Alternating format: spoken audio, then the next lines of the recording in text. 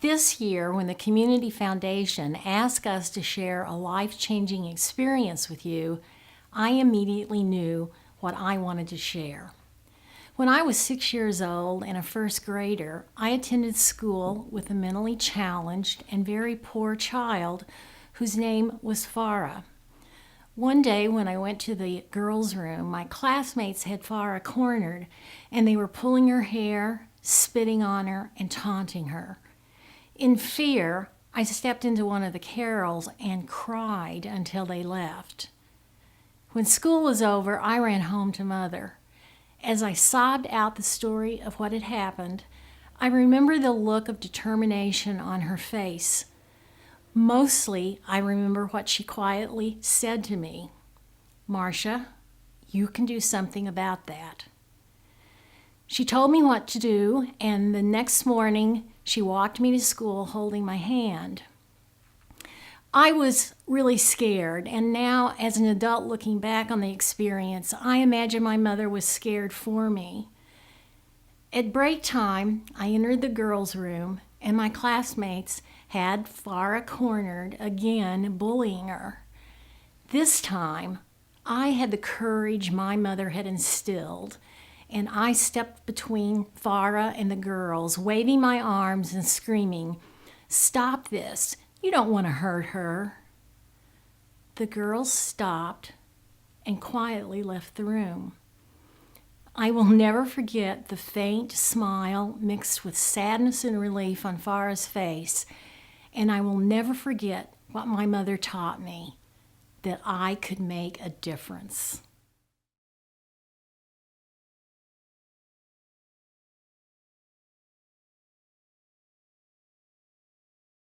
Having confidence to assume a leadership role means many things. It means believing in yourself, having the ability and desire to accomplish any task you undertake, being willing to take chances, and enjoying the challenges presented to you. In the early 70s, as a 20-something, I was given the opportunity to open the first Washington office for the North Carolina Department of Education. Of course, I jumped at doing this, and after accepting the job, learned there was no office, no staff, no iPads or iPhones. You get the picture? But I knew I could do this. By the end of the first year, I was recognized as the leader and individual responsible for K-12 education policy for North Carolina with members of Congress and federal education agencies. The governor of North Carolina added staff to the office I started so all agencies of state government would be represented in Washington. These early professional leadership experiences transitioned with me during my career and into my volunteer life here in order to be able to help others. I hope you can see that I believed in myself, accomplished the task, took the chance, enjoyed the challenges, and even had fun.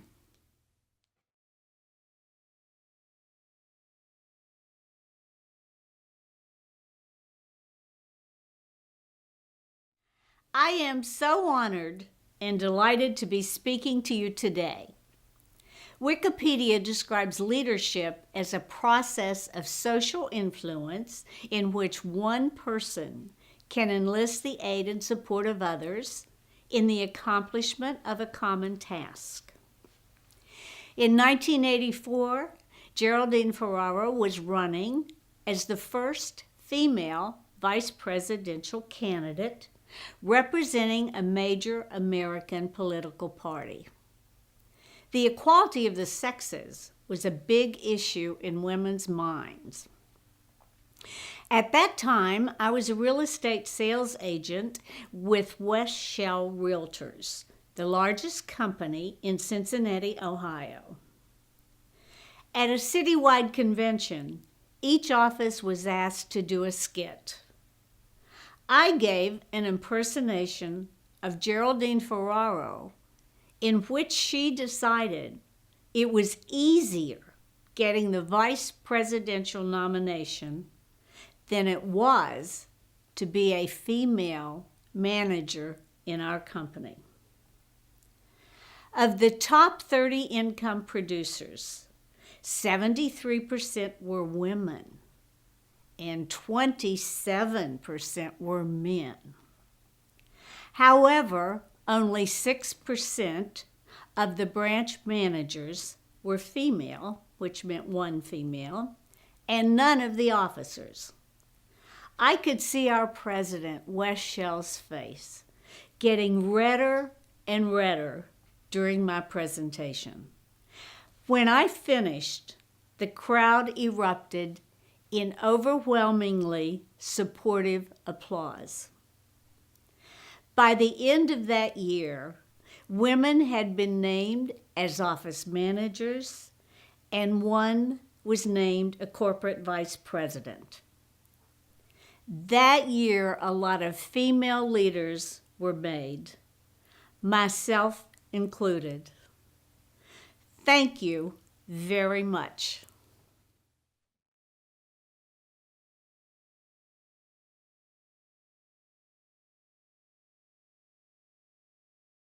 Back in 1999, I was a district manager for a women's clothing retailer called Patchington, which had a store in the Waterside Shops. One day a woman walked in and said she had been sent there by the photographer for a photo shoot honoring that year's Women of Style. I didn't know what that meant, but we quickly went to work putting an ensemble together. This woman was certainly not interested in drawing attention to herself and was reticent about the whole fashion part of the process. As we worked together, I started asking her questions about the Women of Style award she was about to receive. I was fairly new to our community at that time. I was recently widowed, and looking back on it, was quite self-absorbed with various dramas. While listening and learning about everything this woman had done, I suddenly came to the realization that it wasn't all about me, that there was a world of opportunity out there, and I needed to help other people who may not have had the same advantages that I had. I knew then I needed to utilize my talents to help others. Because of this realization, and with the help from this woman, I was inspired to become involved in many initiatives. I have loved every minute of it, and I can only hope to come close to what this woman did, and the other women I have met and come to admire along the way, many of whom are in the room today. That woman was the late Sally Sitta, and it is in her honor that I humbly received this award today. Thank you.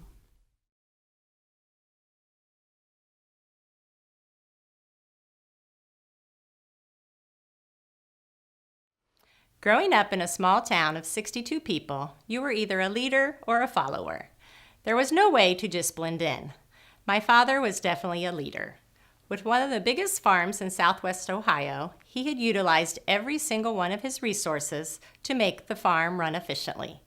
By the time I was 3 years old, I was carrying milk buckets to feed the baby calves. I could drive a tractor by the age of 10. I was taught responsibility at an early age, and I was expected to work hard no matter what. After school, we headed straight to the barn to complete our chores. Once I was in high school, it was clear that our small community looked up to the Gerbers. Every summer, I showed animals in 4-H, and I saved all the money I made so I could put myself through college. My compassionate and caring nature led me to the nursing profession. Helping people came easily to me, thanks to the life lessons I learned on the farm. As I became a mother, I realized just how important my dad's values and leadership skills really were. I tried my hardest to instill those same values into my own children. Being a leader came naturally to me since I just followed in my dad's footsteps. My father always said, "You will never get rich working 40 hours a week." I wouldn't trade my farm girl upbringing for anything because it molded me into the woman I am today.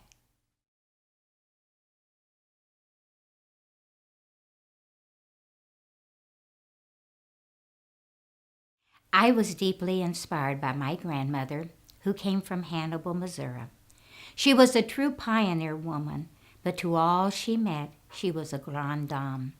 Most people never knew that during the Great Flu epidemic, she lost her husband, 3 of her 6 children, and gave birth to my mother, all within 1 month. She always thought it most meaningful that it was her baby girl who would present her with her first grandchild, me. While growing up, my grandmother was my nearest and dearest girlfriend, and the 60-year age difference was never an issue. She taught me to play the piano, knit and crochet, travel the world, plant tulips, bake an angel food cake, master the Missouri waltz, and read the classics. I never heard my grandmother use the word leadership, but her vanity desk was filled with gavels, and her dining room table was the official boardroom for every do-good group in town. Walking a picket line and voting days were written and read on her calendar, and after prayers, she began each day by writing beautiful personal notes of gratitude and thanks to others. At her funeral, I concluded her eulogy thusly. My grandmother worked for causes, and if she ever ran out of causes, she would work just because.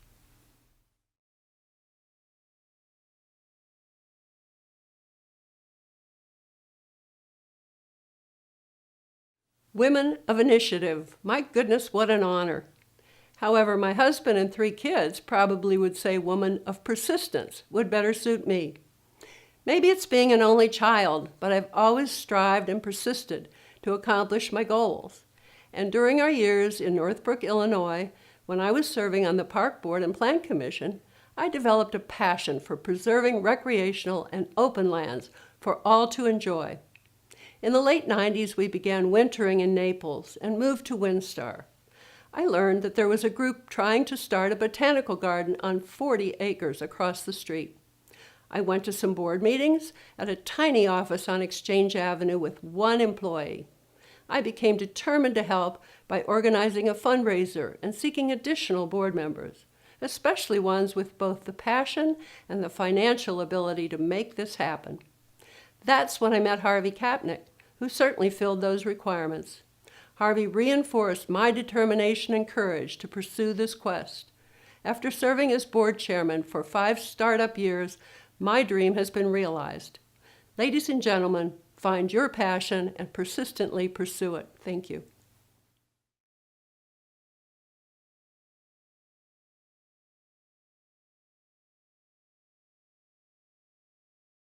While thinking about my life experiences, especially with respect to this great honor, it occurred to me that I have been influenced by many people and places, all starting with the letter C. Thus, my life was C's instead of B's.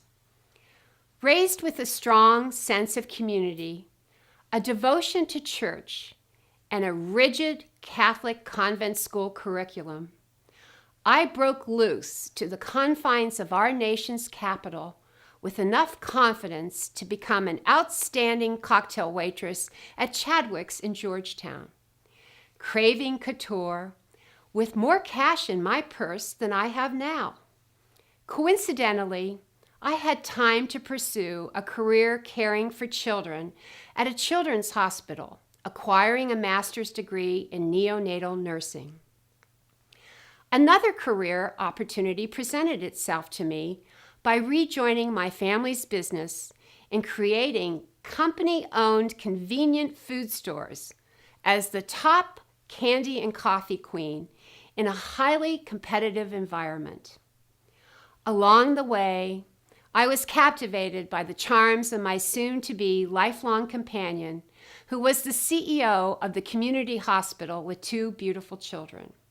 You must note, his name also begins with C. We cruised through a very brief retirement, landing in Naples, joining an outstanding women's club, and embarked on our home healthcare career. Major credit for all this is attributable to sometimes crass, Celtic, but very charismatic and caring parents. Thus, my consonance is finally concluded.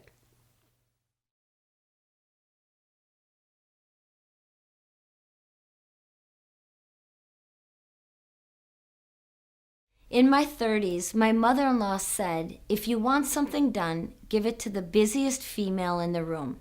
Of course, I filed that in the advice from my mother-in-law file. I went to write this speech and thought, my mother-in-law was right. Now, this is just between you and me. You didn't hear me say that. Without me even knowing it, I have managed to surround myself with the busiest women in the room. When we moved to Naples 3 years ago, I only knew one person, and that was Simone Lutgert. One day she called and said, "What you doing?" And I said, "Well, I'm working out 3 hours a day." And she responded, "We need to get you involved." Fast forward to today, and now I'm in this video. I would like to give a heartfelt thank you to Simone Lutgert, my first best friend who introduced me to everyone, including my second best friend here, Linda Malone. Linda holds my hand in everything I do. She's my mentor. She tries to instill her southern proper ways into this northern Wisconsin girl, and let me tell you, that is a lot of work. Every single thing I have accomplished is really because of two people, God and my husband, Ralph. Ralph is my biggest cheerleader. In our house, we believe Benjamin Franklin was wrong. Anything worth doing is worth doing now. The doing it well will come. Just get involved. Out of curiosity, I asked Siri what initiative means. Readiness to embark on bold new ventures. There you have it, ladies. I hope to see you here next year. Thanks so much for this recognition. It really means a lot to me.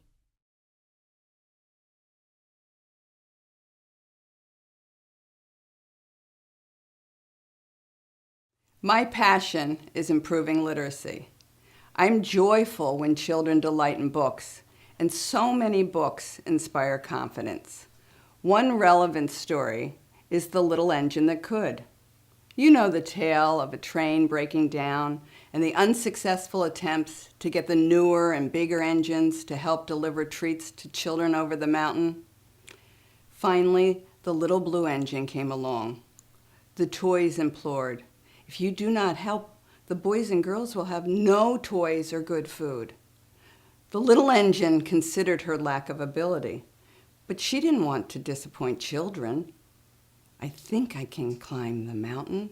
I think I can. I think I can." She struggled, but she kept a positive attitude. "I think I can. I think I can." After her successful trip, she heard, "The boys and girls will be so happy, all because you helped us." With satisfaction, Little Engine reflected, "I thought I could. I thought I could." We are all engines of change. We are capable of leading tasks despite initial misgivings. We're capable of bringing joy to the children. I know we can. I know we can.